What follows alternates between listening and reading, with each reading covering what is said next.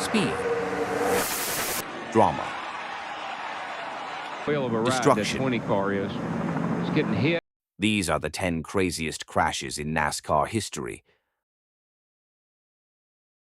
February 18th, 2000, Daytona International Speedway. The Craftsman Truck Series was making its debut at the biggest oval in NASCAR, and it almost ended in tragedy. On lap 57, 3 trucks collided in the tri-oval.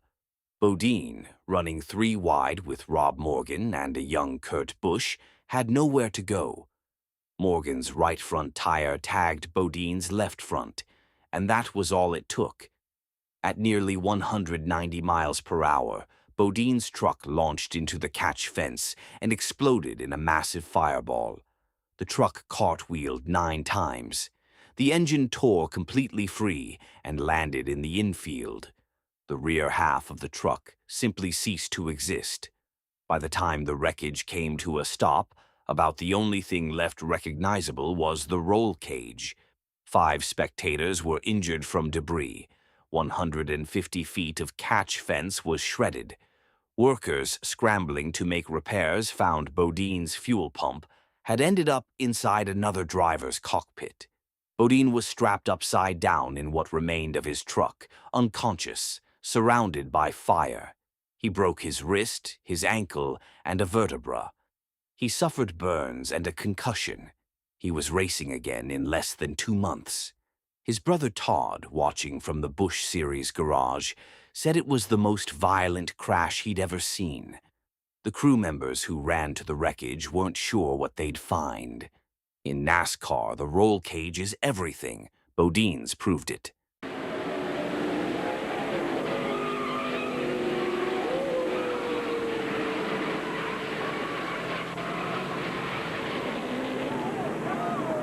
The final lap of the 2015 Coke 0400 should have been a race to the checkered flag.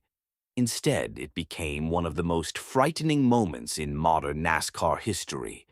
July 6, 2015, Daytona International Speedway. 3 rows deep coming to the line, Austin Dillon was hemmed in on all sides when Denny Hamlin and Kevin Harvick tangled ahead.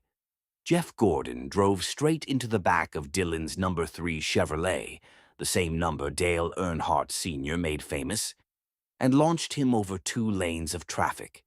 Dillon's car sailed nearly upside down into the catch fence with such force that the structure acted like a slingshot, firing the sheared wreck back onto the track, where it landed on its roof and was immediately struck again by Brad Keselowski. The engine block was on one part of the track. The car was on another.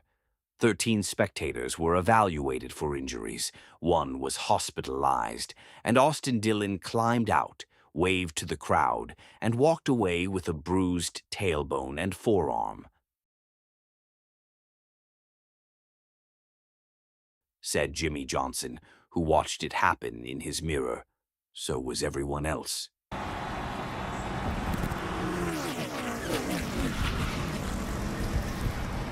Some crashes look bad on replay. Ricky Craven's 1996 crash at Talladega looks impossible. May 1996. Turn 1. Craven was collected in a chain reaction when Jeff Gordon made contact with Mark Martin, and the whole pack erupted. His car didn't spin. It didn't slide. It went vertical, straight up into the air, while 5 cars passed beneath him. He flew over an entire field of race cars. When the car came back down, it slammed nose first into the catch fence, bounced off, and skidded across the banking in pieces. The wreck was so shocking that Craven didn't fully process what happened until he saw the footage for the first time, at which point he was taken to the hospital. He sustained 2 cracked vertebrae. He qualified 3rd at Sonoma the following weekend. The remains of the car are now on display at the International Motorsports Hall of Fame in Talladega, about a mile from where it crashed. Ricky Craven right in the middle of it. His car gets airborne. You can see it flipping up to the outside wall, just coming apart. Some crashes changed the rulebook. This one did. October 1993. Final lap. Talladega Superspeedway. Rusty Wallace was running hard toward the finish when Dale Earnhardt bumped him from behind, something the Intimidator was not exactly famous for avoiding. Wallace went spinning, then flying. His car went airborne over the finish line, barrel-rolled across the grass in turn 1, and shed parts in every direction. By the time it stopped, it looked like the result of a controlled demolition. Wallace walked away. Barely, but he walked. What NASCAR's engineers could not walk away from was the footage. A stock car had turned into a projectile. The aerodynamics of the cars at that point gave them almost no resistance to going airborne. Once sideways at speed, they just lifted off. Within a year, NASCAR mandated roof flaps on every car, panels that spring open when a car spins to catch air and push the vehicle back toward the ground. That invention traces directly back to this moment. It looks like he just touched Rusty, and the car, just like Daytona, started flying. It goes up in the air. I thought maybe it was going to do like Jimmy Spencer did last year and cut back on its wheels, but it didn't. It caught. And here it goes again. There is a huge cheer going up from the grandstand just opposite of where Rusty's car has come to a rest, and we assume that the cheers are because he is out of the car. If you are enjoying this video, please like, subscribe, and join us for more twice-weekly content.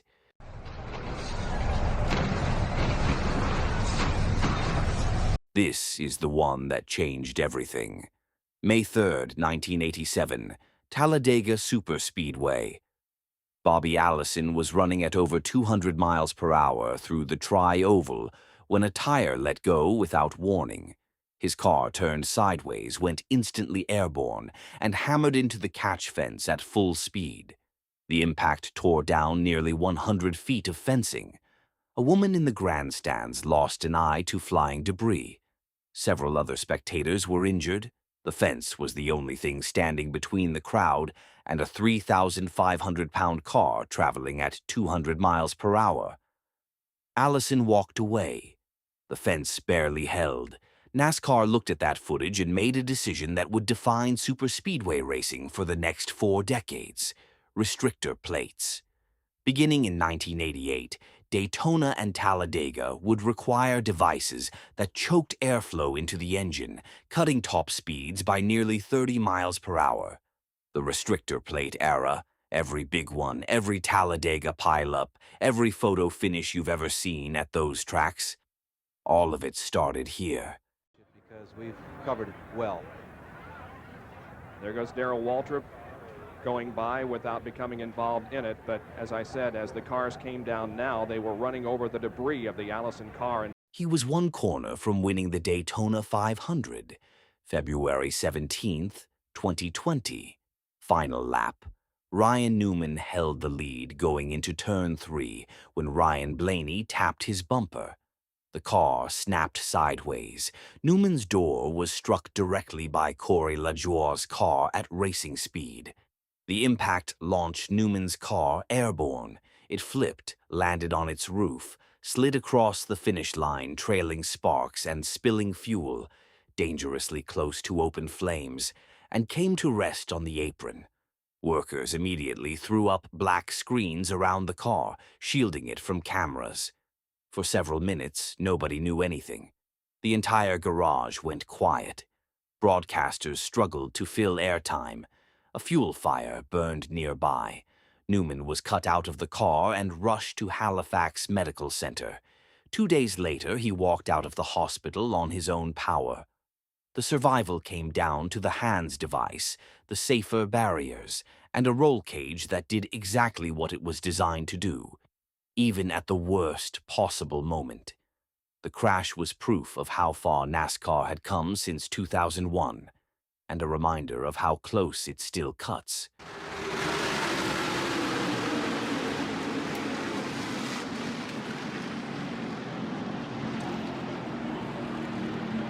The man was known as the Intimidator, and even for him, this one was something else entirely. July 28th, 1996. Talladega Superspeedway. Dale Earnhardt was leading the die-hard 500 when contact sent his number 3 into the outside wall coming out of a turn. The car flipped, and then it slid, roof first, directly into the path of oncoming traffic at full speed. Earnhardt was struck in the roof, then in the windshield. Cars hit him again and again as he slid across the racing surface like a cue ball, completely helpless. When the car finally stopped, the damage was extraordinary. The roof was caved in.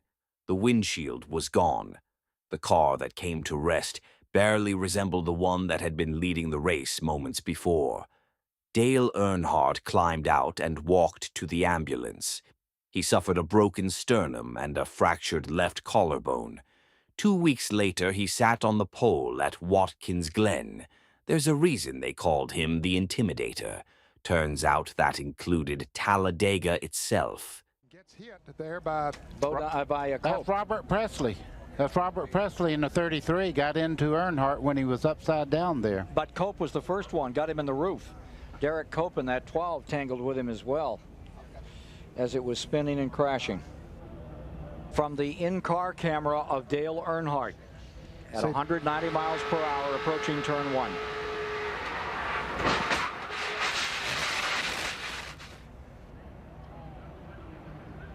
Sterling Marlin's pictures of this incident.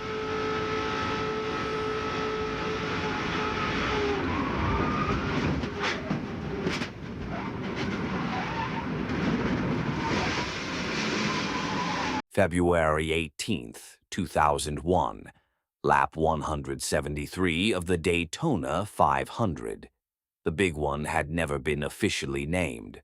Fox broadcaster Darrell Waltrip named it on live television as he watched Tony Stewart's car get destroyed in real time. It's the big one, gang. It's the big one. It's what we've all been fearing. This kind of racing is going to happen. It started when Robbie Gordon turned Ward Burton on the backstretch. Burton hit Stewart, who turned across the middle of the track, collecting most of the field behind him. Stewart's car caught a pocket of air, was sent airborne over Robbie Gordon, and barrel rolled twice before landing on top of Jason Leffler and catching fire when Bobby Labonte's hood lodged itself against his engine. 19 cars were destroyed. Stewart walked away from a wreck that looked unsurvivable. The crash defined what superspeedway racing looked like to a generation of fans, and cemented Talladega and Daytona as the most chaotic events in American motorsport. Later that same day, on the final lap of that same race, everything changed. But we'll get to that. 2 weeks later, he sat on the pole at Watkins Glen. There's a reason they called him the Intimidator. Turns out that included Talladega itself. I'm pretty sure the 4 car got into the back of Ward Burton, turned him into the 20 car, and God help all of them because there's no place to go. And you can't see. February 18th, 2001. The final lap. Dale Earnhardt Sr. was running third, protecting the line, trying to hold off the field so his son Dale Jr. could win the Daytona 500. Then Sterling Marlin made contact with Earnhardt's left rear bumper. The black number 3 turned right, drifted up the track, and hit the outside wall head-on. It didn't look like much. It looked like dozens of wall hits NASCAR fans had watched Earnhardt walk away from over 20 years. He didn't walk away. He died on impact from a basilar skull fracture, the same injury that had claimed 3 other NASCAR drivers that same year. The sport went silent. The racing world went silent. And then it got to work. Within a year, the hands device, a head and neck restraint that had existed for years but was not required, became mandatory for every driver in NASCAR. Safer barriers designed to absorb impact energy rather than reflect it were installed at tracks across the country. A cascade of safety innovations followed. The catch fence design changed, the seats changed, the walls changed. Everything changed because of that final lap. The greatest stock car driver who ever lived. Gone in a moment that looked ordinary. There is no bigger crash in NASCAR history. Not for what it cost and not for what it changed. They guess he's all right, isn't he? February 23rd, 2013. The night before the Daytona 500, the Nationwide Series Drive 4 COPD 300 was heading to its final restart when the pack got together in the tri-oval. Leader Reagan Smith was hit by Brad Keselowski, spun into the outside wall, and turned directly into the cars behind him. Kyle Larson's car launched into the catch fence. What happened next still doesn't look real. The impact sheared Larson's engine completely off the car. The engine block flew into the grandstands. A tire followed it. Pieces of the car tore a gaping hole in the fence and rained into the front rows of the crowd. 30 spectators were injured. One looked straight up and saw an engine block coming at them. The car itself slid back down onto the track in pieces, on fire, with most of its front end missing. Larson, a 20-year-old rookie, was uninjured. NASCAR president Mike Helton called it a chilling moment. Analysts immediately questioned whether the catch fences, the car designs, the speeds, and the spectator positioning were adequate for what was clearly possible. They weren't wrong. In the years that followed, Daytona redesigned its crossover gates, moved spectators back, and began a comprehensive review of catch fence engineering.